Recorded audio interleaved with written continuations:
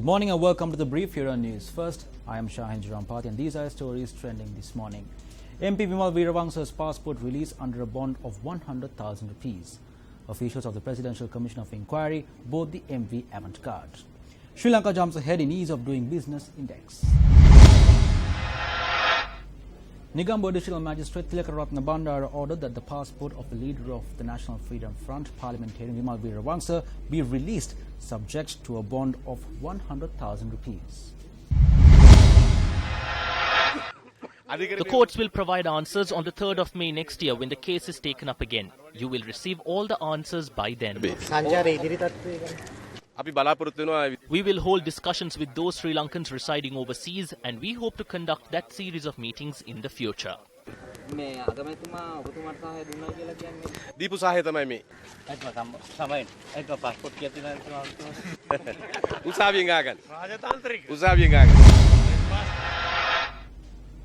Members of the Presidential Commission of Inquiry into Serious Financial Crimes boarded the avant-garde vessel at the Galle Harbour yesterday to conduct investigations. When Newsfirst inquired, the head of the investigation team, Inspector Rajapaksa, said that they investigated a part of the cache of weapons that were found on the vessel. He added the remaining weapons would be investigated tomorrow. The objective of investigating the weapons was to ascertain the credibility of the evidence recorded by the Presidential Commission, which claims that during the tenure of the previous government, avant-garde had obtained the weapons from Rakna Arakshaka Lanka.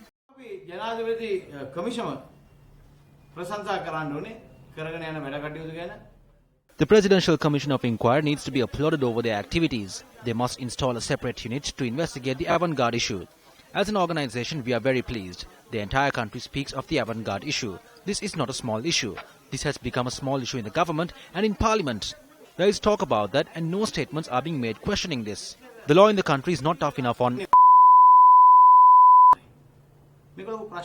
This is a serious issue over a statement made to the Vegadan magazine in India. What was the statement? The Tamil person's issue remains. If the Muslims are also pressured, they may also take up arms. That was just a statement. However, 2 days after my mother's passing, I was arrested. Who called for that? We asked the government, why are they so afraid of the family? Sri Lanka jumped 6 spots in the World Bank's Ease of Doing Business list. Sri Lanka, which was placed 113th from 189 countries last year, was able to move forward to 107th position this year. The World Bank annually compiles a list of countries based on the ability to easily engage in business activities in them. Countries are assessed based on 10 criteria, including starting a business, dealing with construction permits, getting electricity, and registering property.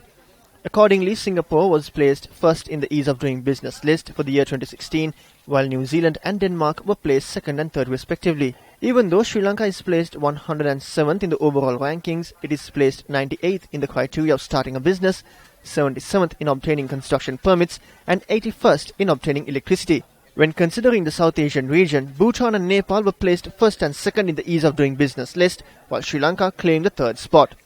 Economic giant India was placed at 130. The European Space Administration announced that a piece of space debris it had been tracking in very high orbit would soon be heading down and making its crash landing onto the surface of the Earth. Experts have pointed out that this piece of space debris, expected to crash into the Indian Ocean to the south of Sri Lanka on the 13th of November, is not part of a meteor.